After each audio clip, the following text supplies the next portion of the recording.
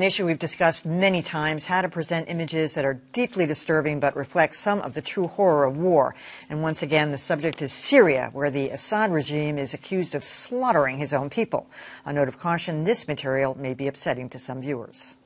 Even in a war as long and deadly as Syria's, the apparent chemical weapons attack on the town of Han Shayun stood out. The graphic images seen around the world, more than 80 men, women, and children dying. Using third-party video, newsrooms wrestled with how to accurately reflect an attack considered a crime against humanity. Some outlets, like NBC, blurred the images. People started choking. Some people couldn't move. CBS was less restrained, warning viewers of what was coming. What we're about to show you is hard to watch, but it should be seen. The attack on the village of Han Shayun bears the telltale signs consistent with a chemical weapon.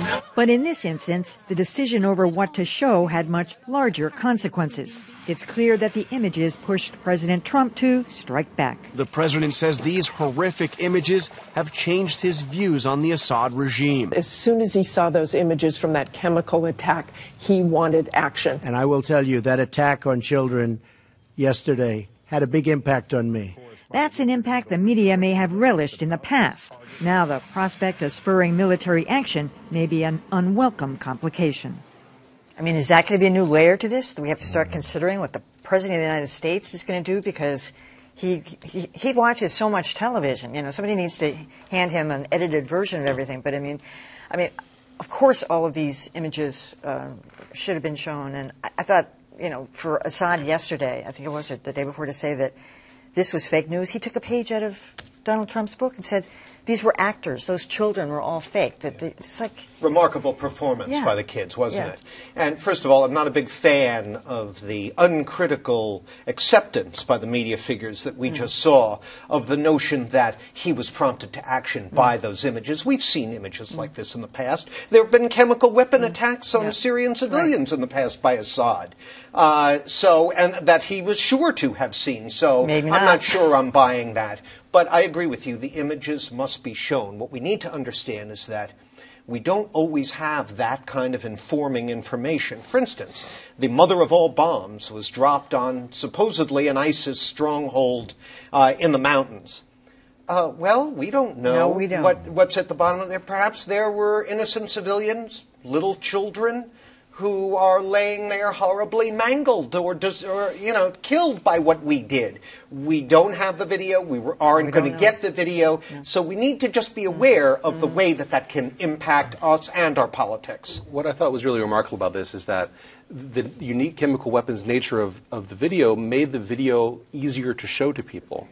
The unfortunate reality about Syria, and something that I hope the president knew before this past week, is that children are dying all the time in gruesome, bloody ways that television networks are not willing to show on a night-by-night basis. It was, in fact, the fact that these were chemical attacks that had left children with all of their body parts to a greater degree than barrel bombs do, that enabled it to be shown. And when we saw Sean Spicer at one of his press conferences this week saying the president is going to act, when the line is crossed, when chemical weapons are used, or when kids are being killed by barrel bombs. Well, kids are being killed by barrel bombs every single day in Syria. I do think that while I would love to imagine that everyone in the media and in government has a deep understanding of what war actually looks like there, I think there's a real sense in which terminology and imagery connect when they are shown in these sort of visceral ways, whether for good or for ill.